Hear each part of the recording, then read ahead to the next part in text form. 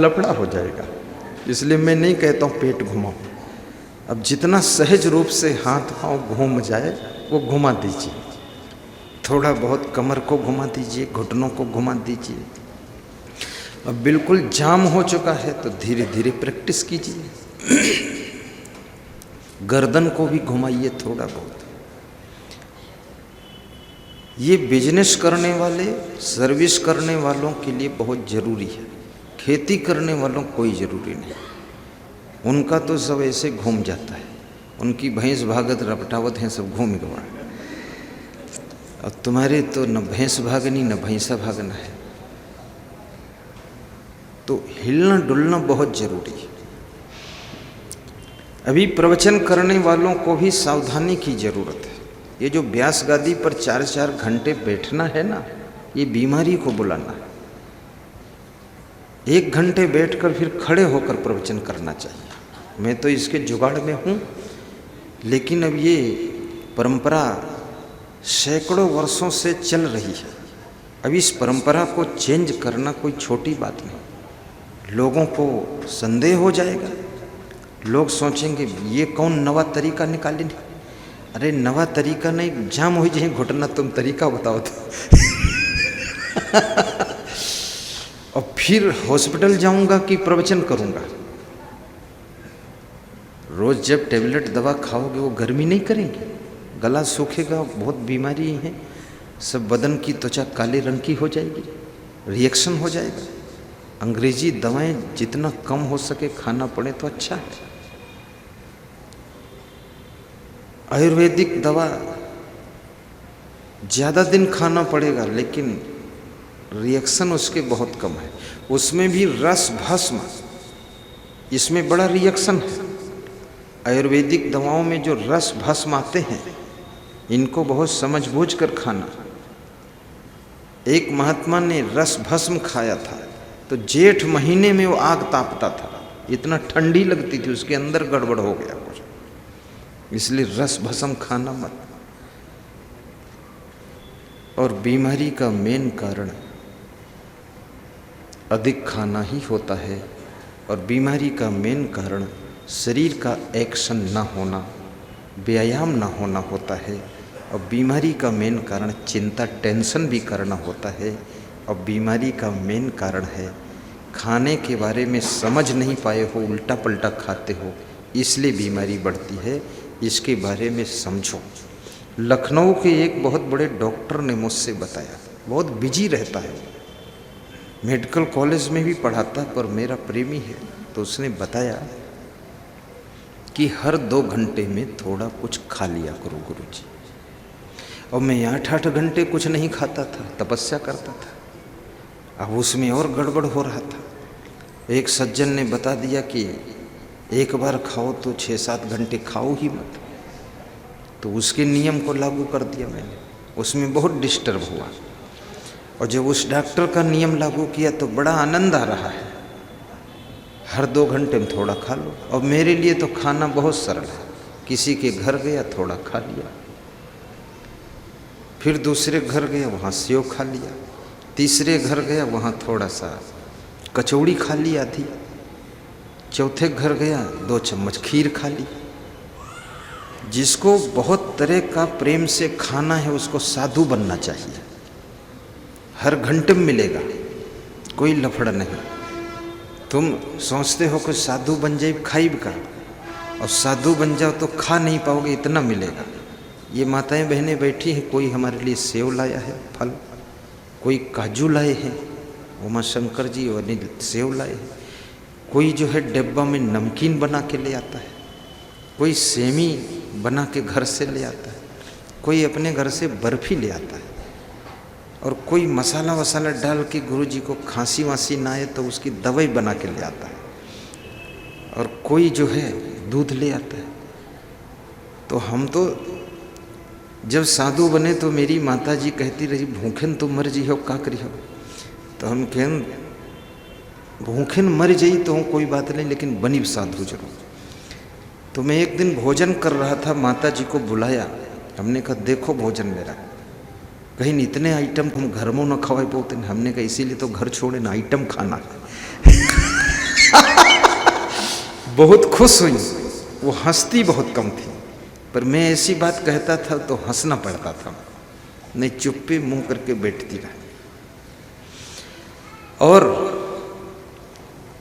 बोली कि हम अगर जानते इस तरह साधु बनोगे तो एक लड़का और साधु बन जाए। तो हमने कहा ये तुम्हारे और लड़के साधु नहीं बन सकते, ये साधु बनना खेल तमाशा भी नहीं। कोई ये मत समझे इसमें कचौरी खाने को मिली थी साधु बन जाए। अरे कचौरी के बजाय खुद कचरी जी हो तुम। कचौरी के अंदर जो भरा जाता कचरा, तुम कचरा हो जी हो, साधु बनी हो। साधु बनने में मन को रोकना, मन को समझाना, इंद्रियों को बस में करना, सूझबूझ से काम लेना। इसलिए कितने ठगवा लोग साधु बन गए। कोई सोची नहीं मैं माल छको तो उनका जो पुरान माल रहे वह निकल गया। इमा माल छकना नहीं है, इसमें तो अपने आप को कंट्रोल करना है। और दुनिया का सबसे कठिन काम है खुद को कंट्रोल करना। दूसरों को कंट्रोल करना आसान है, गाय बैल घोड़ा गधा हाथी बंदर को कंट्रोल करना आसान है। गाड़ियां कंट्रोल करना, फैक्ट्री कंट्रोल करना, नर नारियों को कंट्रोल करना आसान है, लेकिन खुद को कंट्रोल करना बहुत कठिन है। जो खुद को कंट्रोल कर लेता है वही साधु होता, वही महात्मा होता है, वही संत होता है।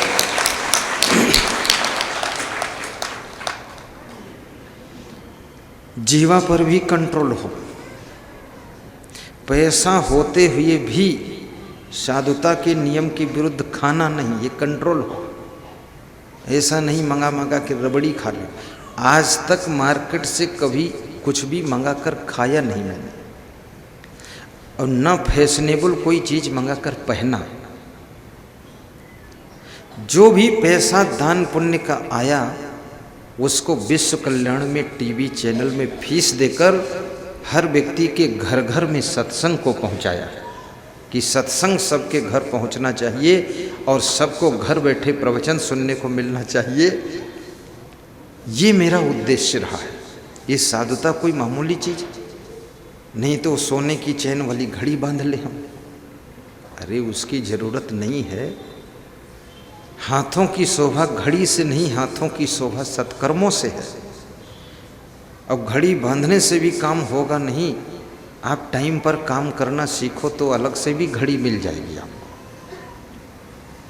और घड़ी बांध भी लो तो कोई फर्क नहीं, बात नहीं, अच्छी बात, बांध लो। अच्छा मकान बना लो वो भी अच्छा है, लेकिन मकान में अच्छे ढंग से रहना भी सीखो। मकान तो इतना सुंदर है, सोने की लंका है, और उसके अंदर रावण के उत्पात का बज रहा डंका है, और मंदोदरी का दिल डूबा है शंका में। अब ये सोने की लंका से क्या, मंदोदरी को एक क्षण शांति नहीं मिली रावण के साथ, और रावण को समझाती रहती थी। कितनी स्त्रियों को रावण जैसा पति मिला है, उनको लंका जाने की जरूरत ही नहीं, हिंदुस्तान में मिल गया।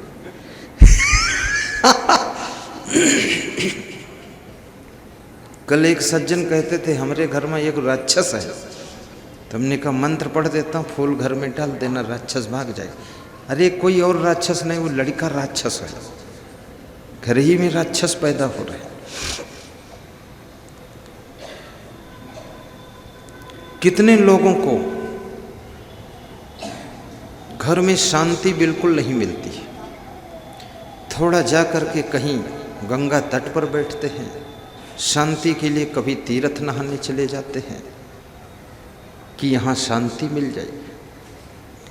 याद रखना, शांति के लिए आपको सबसे पहले अपने स्वभाव को बदलना पड़ेगा, चरित्र को सुधारना पड़ेगा, कर्म भी ठीक करना पड़ेगा, और वाणी भी सुधारना पड़ेगा, और साथ में अपना व्यवहार सही करना पड़ेगा, खान पान भी सुधारना पड़ेगा, तब ये शांति मिलेगी। शांति कोई ऐसी सस्ती चीज नहीं है, क्योंकि सब कुछ दुनिया में आदमी को मिल गया है, लेकिन शांति नहीं मिली। हर व्यक्ति अशांति में है। मैंने गुजरात में भी देखा, गुजरात में बहुत धनवान लोग हैं, लेकिन सभी यही चिल्ला रहे कि शांति नहीं। आंध्र प्रदेश में भी मैंने देखा लोगों को शांति नहीं, उड़ीसा में तो बिल्कुल शांति नहीं, उड़ गई शांति, और बिहार झारखंड में तो बिल्कुल झड़हर हो गई शांति, कुछ है ही नहीं। ये शांति किसी प्रदेश और किसी देश में किसी खास घर में नहीं होती है। शांति तुम्हारे सुंदर स्वभाव से, पवित्र चरित्र के द्वारा और सत्कर्मों के माध्यम से, मृदु वाणी के रास्ते से प्रकट होती है। और ये सब चीज़ें सत्संग के द्वारा प्राप्त होती हैं। और जिनको सत्संग भक्ति मिल जाती है उनका स्वभाव थोड़ा सा चेंज हो जाता है, तो घर में शांति आ जाती है। जब तक स्वभाव चेंज नहीं होगा। कितने लोगों का क्षणिक स्वभाव चेंज होता है, सवेरे ठीक हैं और शाम को फिर गड़बड़ हो गई। सुबह लग रहा था कि बहुत अच्छे हो गए, घर वालों को भी भरोसा हो गया कि अब मैटर सब ठीक हो गया, और रात में फिर वह बाणासुर बन गए, रात में फिर कले कले शुरू हो गया। और कितने लोग अपनी गलती तो लेना ही नहीं चाहते, सारी गलतियां दूसरों पर थोपते। और जब तक तुम दूसरों पर गलतियां थोपोगे तब तक तुम्हारा बदलाव होगा नहीं। थोड़ा निष्पक्ष होकर के आत्मावलोकन कीजिए और अपनी गलतियों पर भी ध्यान दीजिए कि मेरी क्या गलती है, आखिर मैं सब कुछ मिस्टेक कर रहा हूँ कि नहीं। इसलिए कबीर साहब कहते हैं कि बुरा जो देखन मैं चला, मुझसे बुरा न कोई, और जो दिल खोजा अपना। अब कबीर साहब की बात कितनी, अपने दिल को भी खोज लो कि हमारे अंदर क्या कमी, उसको भी बदलो थोड़ा। किसी से ना कहो लेकिन अंदर अंदर चेंज करो। और जिसका स्वभाव सुंदर होता है उसकी दुकान भी अच्छी चलती है, उसको कर्मचारी भी खूब मिलेंगे। स्वभाव अच्छा है, आप बिजनेस में भी आगे बढ़ेंगे। आपका चरित्र अच्छा है तो राजनीति में उच्च सीमा पर चले जाएंगे। आप राजनीति में देखते होंगे कितने लोग ऊंचे उठे फिर नीचे गिर गए। कहीं न कहीं चरित्र से गलती हुई है, कहीं न कहीं उनका स्वभाव बिगड़ा है। अब ये खुलासा वर्णन मैं नहीं करूँगा, क्योंकि उनकी भी इज्जत हमें बचाना है। पहले स्वभाव हाथ जोड़ने का था, सबको हाथ जोड़कर वोट मांग रहे थे, पैर छूते थे। अब उनका स्वभाव ये हो गया कि पैर तुम्हारे सामने बढ़ाते हैं, छुआते हैं। इतना बदल गया। एक नेता कह रहा था कि मेरे पैर मत छूना, क्योंकि मैं आपके पैर छू करके इतनी बड़ी ऊंचाई पर पहुंचा हूं। यदि मुझे अहंकार आ गया और तुम सब पैर छूने लगे तो फिर तुम सब मिलके मुझे नीचे भी गिरा दोगे। इसलिए पैर हम छू लेंगे, हाथ जोड़ देंगे। तुम लोगों की कृपा से ही मैं बड़ा हुआ हूं, आप मुझे अहंकारी मत बनाइए, पैर मत छूइए। नेताओं में भी बहुत पैलगी होती है। समझदार नेता पांव छूने के चक्कर में छुआने में पड़ता नहीं। कोई तुम गुरुजी हो कि तुम कोई भगवान हो, जितने कर्म जगत में हीने वो सब हैं तुमने किन्हे, और उसके बाद पांव छुआते हो। और लालची लोग पांव छूते कि पांव छू लो तो टिकट मिल जाएगा, पांव छू लो तो कुछ न कुछ अध्यक्ष बना देंगे। कुर्सी के नीचे मुड़ डायरेक्ट पावन गिर गए लोग। एक सज्जन कह रहे थे कि मैं नेतागिरी तो करता हूँ, पर ये भ्रष्टन के पांव हम कबहू नहीं छुए थे, चाहे टिकट देव चाहे न देव। और बोलावत हैं तभी मिल जाए, नहीं हम मिलयू नहीं जाए दिन का। कल अपने मन से हमें टिकट दहीन, हम जीत गए, सांसद हो गए। हमारी वाइफ दहीन, वह विधायक हो गए, लेकिन हम मिले जाइत नहीं इनका। एक बार बोलवाइन तो गए, तो कहन आवत कहे ने तुम, बोले तुम बुलाओगे तो आ जाएंगे, फालतू यहाँ भीड़ क्या लगाए। ये भी लालच मत करो। सांसद भी हो जाओगे तो कौन बहुत लड्डू मिल जाएंगे उसमें। राजनीति में तो सब दुख ही दुख है। ये तो जो राजनीति करते हैं उनको तुम धन्यवाद दो, वाह वाह करो, उनकी पीठ थपथपाओ कि बढ़ते चलो, चलते चलो और ढोते रहो, खूब हैरान रहो। तुम अपने मस्त अपना बिजनेस करके आनंद से मुस्कुराते हुए कार में बैठ कर चलो। अभी एक सांसद मिला, 7-8 गाड़ियां उसके साथ जा रही थी, तो उसने मुझे देखा, मैंने उसको देखा, पहचान दोनों की पहले से थी। न मैं रुका न वो रुका, रुकने की जरूरत नहीं, सड़क पर क्रॉस हो रहा है। तो मुंह ऐठ रहा था वो सांसद, कुछ न जाने कैसा मुंह बनावत रहे। 28-30 साल की उम्र है और हम तो हंस रहे थे क्योंकि हमारे में तो टिकट उकट कटे कि नहीं कुछ। अब वो हैरान रहे कुछ। तो हमने सोचा कभी भी इनको सुख नहीं मिला है। ये पॉलिटिक्स मामूली चीज नहीं है। 100 में 90 नेताओं को शुगर है, बहुत बीमारियां हैं, भयंकर रोग हैं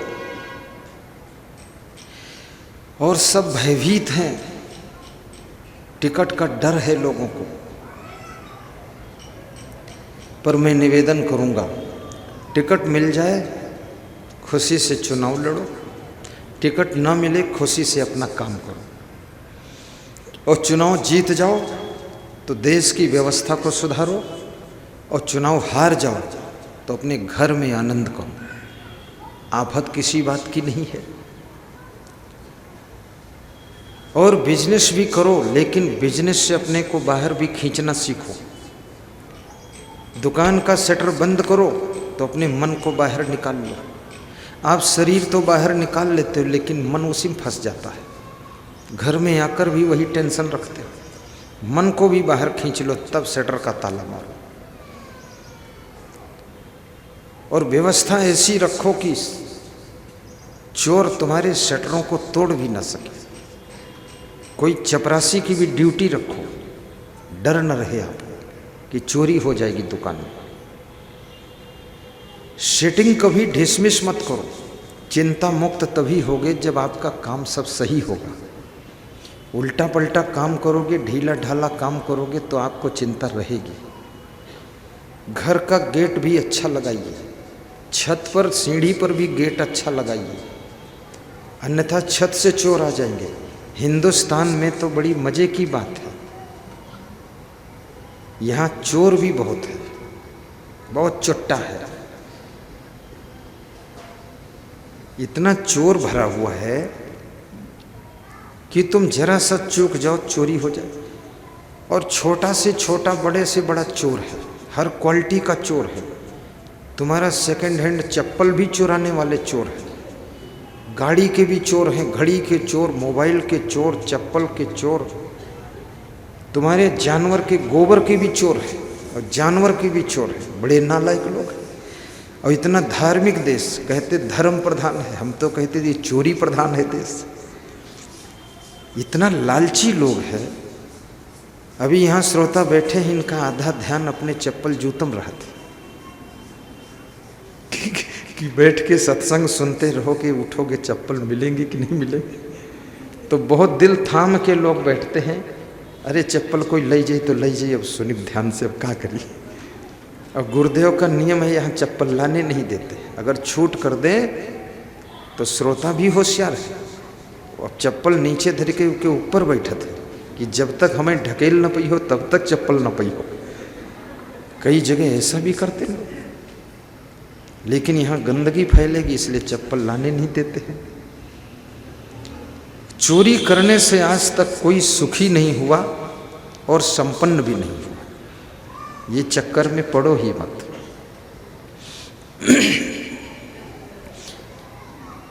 तो कबीर साहब का भी एक प्रश्न हम आपसे कर रहे हैं। कबीर साहब कहते हैं कि संसार में मैंने जो देखा है वो बहुत कम लोग देख पाते हैं। देखते तो सब हैं दुनिया को, लेकिन सब अलग अलग दुनिया को देख पाते हैं।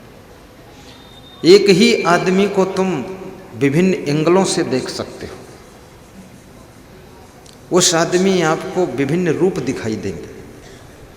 किसी को वो आदमी बड़ा प्रेमी दिखेगा, किसी को क्रोधी भी दिखेगा, और किसी को आदमी बहुत अच्छा दिखेगा, किसी को थोड़ा खराब भी दिखेगा। किसी को लगेगा ऐंठुआ आदमी है, किसी को लगेगा बड़ा विनम्र आदमी है। और आदमी भी ऐसा है, वो किसी से ऐंठ भी जाता है, किसी से विनम्र भी हो जाता है, वो भी बड़ा ऐसा है।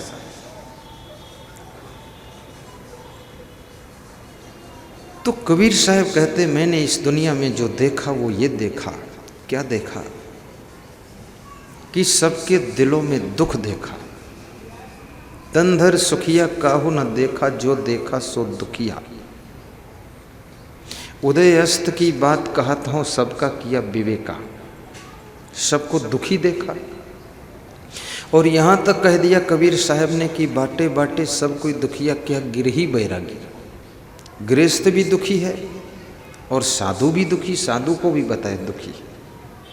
बैरागी माने साधु, जो बैराग्यवान है। तो साधु क्यों दुखी, उसके क्या दुख है? क्योंकि साधु तो हो गया पर पूर्ण ज्ञान नहीं हुआ, आत्मज्ञान नहीं हुआ। आत्मा क्या परमात्मा क्या सही उसको बोध नहीं हुआ, तो साधु भी उलझा हुआ है। कितने साधु भी बहुत दुखी है, बहुत गंदे रहते हैं, साफ कपड़े भी नहीं पहनते। कितने साधु तो कपड़े पहनते ही नहीं और कहते भगवान ने जैसे भेजा वैसे रहना। अब उनको कौन तर्क से जवाब दे? तो मैंने उनसे पूछा नाखून काटते कि नहीं? बोले वो तो काटता हूँ। तो हमने कहा क्यों काटते? फिर भगवान ने भेजा तो लगे रहने दो नाखून। बोले उसमें मैल भर जाता है। तो बोले तुम इतना तर्क करते हो, इतना कोई नहीं पूछते है, तुम कहाँ से ढूंढ ढूंढ पूछते हो? अब ये सब फालतू बात है। खोपड़ी के बाल बड़े हो गए, थोड़ा छोटे करा लीजिए, उसमें जुआं पैदा हो जाएंगे, कीड़े पैदा होंगे, खोपड़ी में काटेंगे। तुम हर समय खोपड़ी खजुआओगे कि भगवान का भजन करो। अब बहुत बड़ी दाढ़ी हो गई, अब वो खुजला रही है, उसको थोड़ा बनवा भी दीजिए। साफ कपड़े पहन लीजिए, मर्यादा है। अब नंग धड़ंग समाज में घूम रहे हो और फिर नाम धरते हो नागा बाबा। अब ये नागा बाबा का दर्शन करने में महिलाओं को संकट, बहुत से मर्यादित पुरुषों को भी संकट। अब कपड़ा लपेटने में क्या प्रॉब्लम है? तो कहते ये बंधन हो जाएगा, कपड़ा बंधन। तो भोजन क्यों खाते हो? बोले उसके बिना मर जाएंगे। भोजन क्यों खाते हो? चाय क्यों पीते हो? सिगरेट क्यों पीते हो? कितने नागा बाबा को हमने गांजा पीते देखा। तो भगवान तुमका गांजा चिलम पिया भेजने का कि साथ हम गांजा चिलम देन नहीं कि जाओ पियो जाए, इका कहे पियत हो। अरे कहीं इके बिना तो हम रह नहीं सके थे।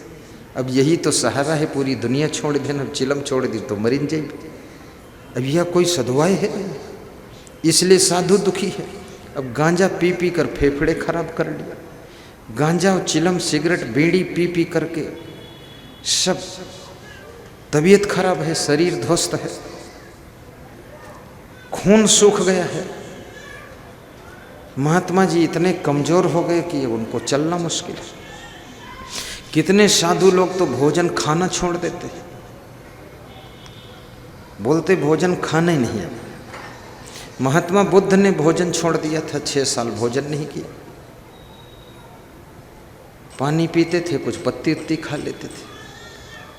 तो गया बिहार में सीढ़ियाँ उतर रहे थे तो गिर पड़े लुढ़क करके, और गिरे तो बोले अब मैं मर जाऊंगा। तो सुजाता नाम की स्त्री ने खीर बना कर दिया, उसको जब खाया तो उन्होंने कहा कि जीवन की साधना का मार्ग तो मध्यम मार्ग ही है। कम खाना चाहिए लेकिन बिल्कुल खाना छोड़ना नहीं चाहिए। ये बात महात्मा बुद्ध ने 6 साल भोजन ना खाने के बाद कमज़ोर होकर सीढ़ियों से गिर पड़े, तब उनको ये ज्ञान हुआ कि मध्यम मार्ग साधना का मार्ग है। और ये ज्ञान पशु पक्षियों को पहले से ही है, वो मध्यम मार्ग अपनाते हैं। मध्यम मार्ग वास्तव में सुख का मार्ग है, इसके बिना सुख कहाँ है। थोड़ा सा भोजन भी लीजिए। मुझे बचपन में एक साधु मिला, तो साइकिल लेकर जा रहा था, तो साइकिल में उसके पैडल नहीं थे, खाली वो धुरा था लोहे का। तो उसके सब ये टांग में धुरा टकराया कई जगह, तो टांग सब खून वून बहात रहा है। तो मैं कोई साधु को देखता था, उससे मिलता जरूर था, प्रेम करता था। मैंने कहा महाराज जी आप संत हैं लेकिन बड़े कष्ट में दिख रहे हैं। तो मेरे मन में हुआ इस मॉडल का संत मैं नहीं बनूंगा। अब साइकिल का धुरा पांव छोल दे सो धुरा ठीक नहीं करते। ये किस मॉडल की साधना है? तो इसमें भी समझने की आवश्यकता है। साधु के पास में विवेक होना चाहिए। विवेक पूर्वक थोड़ा खाइए भी, थोड़ा सा व्रत भी रहिए, थोड़ा बोलिए भी, थोड़ा मौन भी रहिए, शांत भी रहिए, प्रसन्न भी रहिए, चुप भी रहिए। जरूरत पड़ने पर सत्संग भी सुना दीजिए, नहीं जरूरत है तो चुपचाप रहिए। स्वाध्याय भी कीजिए, वाहेगुरु जी का खालसा, वाहेगुरु जी की फतेह बोलिए। नहीं, कुर्सी पर बैठिए, कुर्सी बिराजिए, आपका सम्मान है, और बोलो वाहेगुरु जी का खालसा, वाहेगुरु जी की फतेह। जय हो ज्ञानी जी, धन्य हो, महान हो। तो संत लोग कुर्सी बिठा रहे थे, वो महाराज कह रहे थे नीचे बैठ जाऊंगा। तो मुझे लगा कि जो व्यक्ति जिस योग्य हो उसको वहाँ बिठाना चाहिए। सोना नाक में पहना जाता है, वो पाँव में नहीं, पाँव में चांदी की पायल पहनी जाती है। तो मैं समझ गया वो सोना आया, उसको कुर्सी बिठा दे। ताली बजा दो, उनके अभिनंदन। तन धरि सुखिया काहू न देखा, जो देखा सो दुखिया। अब दुखी लोग क्यों है? दुख सुख या संसार में सब काहू को होए, ज्ञानी काटे ज्ञान से, मूर्ख काटे रोए। ज्ञानी के ऊपर दुख आता है तो ज्ञान से अपने आप को समझा लेता है। बंटवारा में कुछ कम मिला तो भी दुखी नहीं होता, खुश रहता है।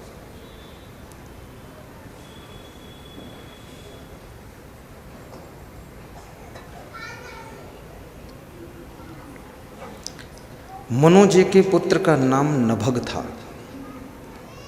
महाभारत का एक आपको प्रसंग सुनाता हूँ।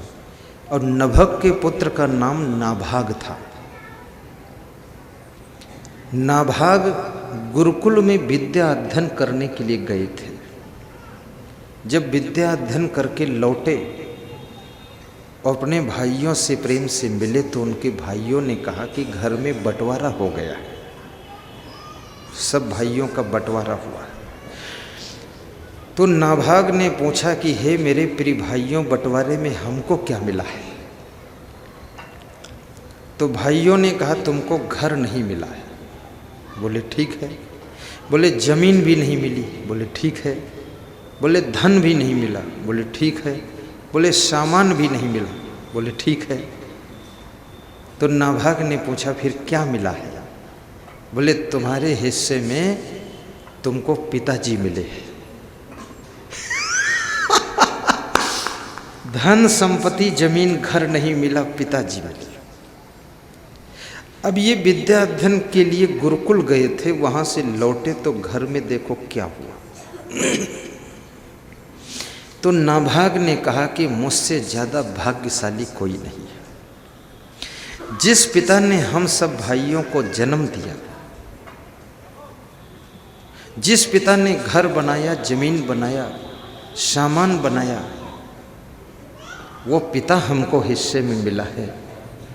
तो सब कुछ बनाने वाला हमको मिला है, तो हमारे पास फिर सब कुछ वो बना देगा। इसलिए मुझे पिताजी स्वीकार हैं। लेकिन पिताजी तो पहले से ही आश्रम में रहने के लिए जा चुके हैं। अब मैं आश्रम जा रहा हूँ, वहाँ से पिताजी को लौटा कर लाऊंगा। वो बालक आश्रम गया। प्राचीन समय में घर से रिटायर होने के बाद लोग ऋषि मुनि बन जाते थे, आश्रम चले जाते थे। आजकल लोग तो रिटायर होने के बाद फिर से ज्वाइन करते हैं। बड़े अजीब लोग हैं। रिटायर का अर्थ री माने पुनः, टायर माने टायर, फिर से टायर बनते कि और लोड ला दो हम पर। शांति चाहते ही नहीं। घर में इतना मोह है, वहाँ से हटेंगे भी नहीं। भक्ति भजन 1 घंटे करेंगे नहीं। तो अपने पिताजी के पास में नाभाग आश्रम गए और पिताजी के पैर छुआ।